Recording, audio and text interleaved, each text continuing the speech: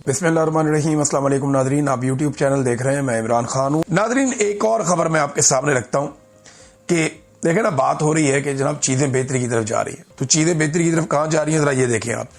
खैबर पख्तूनख्वा में इस वक्त 92 लोग हैं पाकिस्तान तहरीक इंसाफ के। ये पाकिस्तान तहरीक इंसाफ के टिकट के ऊपर तो इलेक्शन नहीं लड़े ना, सिर्फ हमायत के ऊपर इलेक्शन लड़े। कोई निशान कुछ था, कोई निशान कुछ था, तो इनको आज़ाद ही छोड़ा हुआ है इलेक्शन कमीशन ऑफ पाकिस्तान ने, और सुप्रीम कोर्ट ऑफ पाकिस्तान ने भी फैसला करके इन्हें आज़ाद छोड़ा हुआ है। तो ये 92 लोग हैं, ये लोग टूटे नहीं। इन 92 में से 70 अफराद ऐसे हैं अरकान असेंबली जो पुलिस को मतलूब है। अंदाजा कीजिए आप, ये पाकिस्तान में स्टेट ऑफ लॉ है कि 92 अरकान असेंबली में से 70 अरकान असेंबली पुलिस को मतलूब है। और ये सूबा कौन सा है? ये वो सूबा है जहां पे बदअमनी है, ये वो सूबा है जहां पे दहशतगर्दी है, ये वो सूबा है जो इस वक्त भी वफाक की पॉलिसियों का नतीजा भुगत रहा है, ये वो सूबा है जहां पे स्मगलिंग होती है, ये वो सूबा है जहां पे जुल्म और ज्यादती की जा रही है। यानी एक ऐसा सूबा जो मल्टीपल मसाइल के अंदर घिरा हुआ है, जहां के लोग ये सोच रहे हैं कि उनके साथ ज्यादती हो रही है। ऐसे सूबे में 92 अरकान असेंबली में से 70 अरकान असेंबली पुलिस को मतलूब हो, ये कितनी बड़ी ज्यादती है, सोचें जरा इसके बारे में। अच्छा, ना सिर्फ ये बल्कि वजीर आला खैबर पख्तूनख्वा इश्तिहारी करार दे दिए गए। उनके जो सीनियर तरीन वजीर है मिना खान अफरीदी, वो भी इश्तिहारी करार दे दिए गए। अमजद अली इश्तिहारी, शफीउल्लाह जान इश्तिहारी और इकबाल अफरीदी भी इश्तिहारी।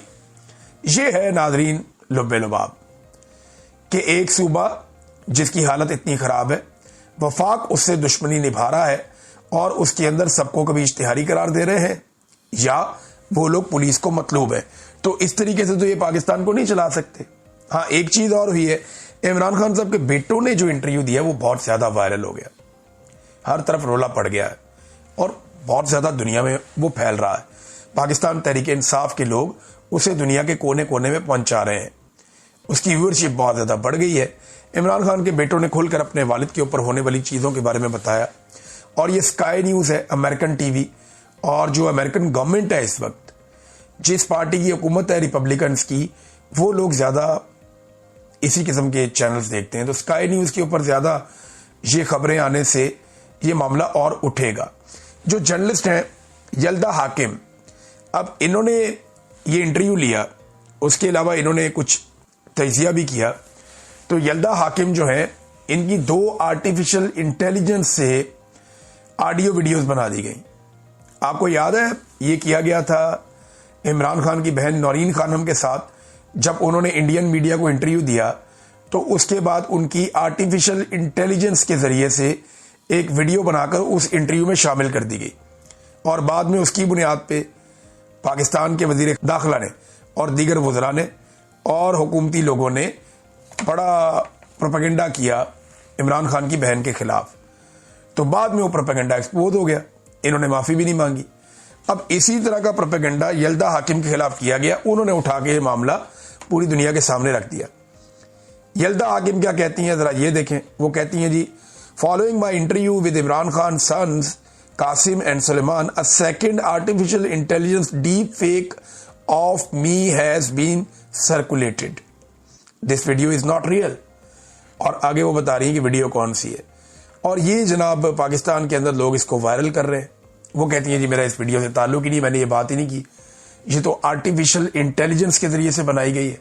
तो एक वीडियो उन्होंने पहले पकड़ी, एक वीडियो उन्होंने बाद में पकड़ी, और ये ज्यादातर PMLN के हमायती अकाउंट या उनके अपने को टाउट्स हैं, कुछ एस्टेब्लिशमेंट के टाउट्स हैं, वो लोग इसे वायरल कर रहे हैं, लेकिन उन्होंने इसको रिपोर्ट कर दिया है।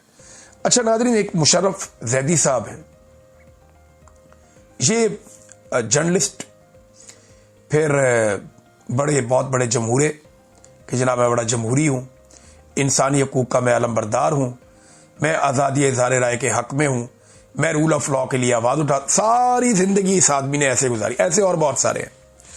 आप देख लेना, अंसार अब्बासी साहब है, बातें वो ऐसे करते हैं लेकिन अजीबोगरीब काम कर देते हैं, अजीबोगरीब ख्वाहिशात का इजहार कर देते हैं। ये सुहेल बड़ाई साहब हैं, सारी जिंदगी उन्होंने कुछ का कुछ किया और जिंदगी के इस लम्हे में आकर वो इमरान खान साहब को वो ये कायल करने की कोशिश करते हैं कि आप डील कर लें। यानी मुझे हैरत होती है कि वो लोग जो नवाज शरीफ को कहते थे कि डट के खड़े हो जाएं आप, वो इमरान खान को कहते हैं कि आप डील क्यों नहीं कर रहे। यानी इमरान खान से उनका प्रॉब्लम यह है कि इमरान खान डील क्यों नहीं करता। खान साहब आप डील करें, आप निकलें बीच में से। यानी इतने ये इमरान खान के खैर ख्वाह हैं। तो पाकिस्तान को आगे नहीं निकालना इस मामले में से। वो आदमी डट के खड़ा, उसका शुक्रिया अदा करने की बजाय उसे कहते हैं आप डट के क्यों खड़े हुए हैं। तो मुशर्रफ जैदी साहब ने इंटरव्यू दिया जल्दा हाकिम को, उन्होंने सवालात पूछे। अब ये सारी जिंदगी बहरूपिया बन के गुजारी है ये साहब ने भी, लेकिन ये बड़ा जबरदस्त दौर आया। इसमें बहुत सारे जो मुनाफिकीन है ना, उनके ऊपर से पर्दे उतर गए हैं। अब ये जमहूरियत पसंद थे, इंसानियत पसंद थे, रूल ऑफ लॉ में बिलीव करते थे, इमरान खान की आजादी के लिए ट्वीट्स करते थे, लेकिन अब ये हुकूमत का हिस्सा बन गए, लिहाजा इमरान खान की आजादी के लिए बात नहीं कर सकते, क्योंकि शहबाज शरीफ ने इनको नौकरी दे दी है, और जब नौकरी मिल गई है तो नौकर की थे नखरा की। यानी इन्होंने इस इंटरव्यू में ऐसे ऐसे झूठ बोले हैं कि खुदा की पनाह। यानी इमरान खान साहब के इलाज के हवाले से झूठ पे झूठ, झूठ पे झूठ। उन्होंने कहा जी इमरान खान साहब की बहनें जो हैं उनको आप मुलाकात नहीं करने देते, वहां पे भी झूठ पे झूठ। उन्होंने कहा जी वो बाहर धरना दे के फिर क्यों बैठी हुई है, कहते जी वो तो नहीं है, वो तो कारकुन है। हर चीज के ऊपर झूठ बोला, इतना झूठ बोला इन्होंने इंटरव्यू में, मैं हैरान हो गया कि यार ये किस तरह के लोग हैं। इन्होंने पाकिस्तानी कौम को चूना लगाया हुआ था कि हम बड़े जबरदस्त लोग हैं, इंसाफ पसंद लोग हैं, बड़े उसूल परस्त लोग हैं। नहीं, ये कुछ भी नहीं है, ये सारे के सारे फ्रॉड हैं, और ये एक एक करके एक्सपोज होते चले जा रहे हैं। जैसा कि जस्टिस तारिक महमूद जहांगीरी साहब, जिनका जाली डिग्री वाला एक केस लगाया हुआ है इस्लामाबाद हाई कोर्ट में, और ये मामला और कुछ नहीं है। जहांगीरी साहब ने इस्लामाबाद के 3 हलके खोल दिए थे, 3 हलकों का फैसला वो करने लगे थे, वो बहुत करीब पहुंच गए थे। एस्टेब्लिशमेंट ने उन पर बहुत दबाव डाला, उन्होंने एस्टेब्लिशमेंट की बात नहीं मानी, तो उनकी डिग्री जाली करके उनको फंसा दिया। ये किया पाकिस्तान की हुकूमत ने, पाकिस्तान के इदारों ने उनके साथ, लेकिन उन्होंने भी एक्सपोज करके रख दिया जस्टिस सरफराज डोगर को, जिनकी अदालत में ये केस चल रहा है। इन्होंने जस्टिस सरफराज डोगर साहब को ये कहा था कि जज साहब मेहरबानी करें और मेरा केस आप ना सुने, आपका नहीं बनता, लेकिन उन्होंने इनकार कर दिया। उन्होंने कहा जी मैंने तो केस सुनना है। अब जस्टिस तारिक जहांगीरी का चीफ जस्टिस सरफराज डोगर पर कोड ऑफ कंडक्ट की खिलाफ वर्जी का उन्होंने इल्जाम लगा दिया। उन्होंने कहा डिग्री केस चीफ जस्टिस ने चंद दीगर के अलावा मेरे साथ डिस्कस किया था। चीफ जस्टिस सरफराज डोगर ने शदीद प्रेशर अपने ऊपर होना तस्लीम किया था कि मेरे पे बहुत ज्यादा प्रेशर है आपके केस के हवाले से। और मेरे पे आपने मुझे कहा था जज साहब ने कि मेरे पे बहुत प्रेशर है आपके केस के हवाले से, बल्कि ये भी कहा कि आप इस्तीफा दे दें, और मुझे तजवीज़ दी कि जनाब आप इस्तीफा दे दें। इस किस्म की बातें मुझे की कि मैं अपनी पोस्ट से इस्तीफा दे के निकल जाऊं, ये मुझे चीफ जस्टिस ने कहा, और किसी और के हवाले कर दूं। तो इस किस्म की चीज़ें जो है ना, वो उन्होंने कहा क्योंकि ये उन्होंने बता दिया जुडिशल काउंसिल को, ताकि ये केस चीफ जस्टिस के पास ना लगे।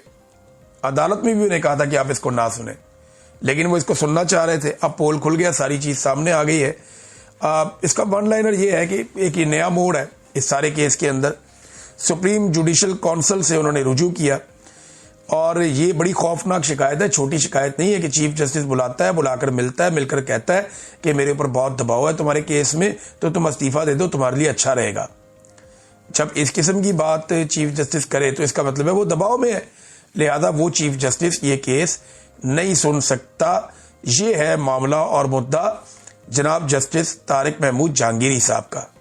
नाज़रीन, एक वजीर ने एक बड़ा अजीबोगरीब स्टेटमेंट दे दिया। स्टेटमेंट तो इनके बहुत सारे अजीबोगरीब होते हैं, लेकिन वजीर ने अब ये कह दिया कि 9 मई की असल मास्टरमाइंड बुशरा बीबी है। मेरे ख्याल में इन्हें बैठ के ना पहले तय कर देना चाहिए। कभी ये कहते हैं 9 मई का मास्टरमाइंड इमरान खान, कभी कहते हैं फैज हमीद, कभी कहते हैं मुराद सईद, कभी कहते हैं बुशरा बीबी। ये कभी किसी पे इल्जाम लगाते हैं, कभी किसी पे इल्जाम लगाते हैं, कभी कहते हैं भारत है इसके पीछे। तो एक के बाद एक इल्जाम लगाते हैं, लेकिन अभी तक ये साबित कुछ भी नहीं कर पाए, और ये कर भी नहीं पाएंगे। 9 मई का मुकदमा इमरान खान पे ये कभी भी साबित नहीं कर पाएंगे। इमरान खान जेल में था, गिरफ्तार था उस वक्त, वो तो बाहर था ही नहीं। और जो प्लानिंग की बात ये करते हैं, वो पुलिस वाला मेज के नीचे छुप के तो दिखाए अदालत में। इनको चाहिए मेज उठा कर जाके अदालत में रखें, उस पुलिस वाले को बुला के कहें चुप हो इस मेज के नीचे, लग पता जाएगा। ये हो ही नहीं सकता, ये कर ही नहीं पाएगा। अब तक के लिए इतना ही। अपना ख्याल रखिएगा, अपने इस चैनल का भी। अल्लाह हाफिज।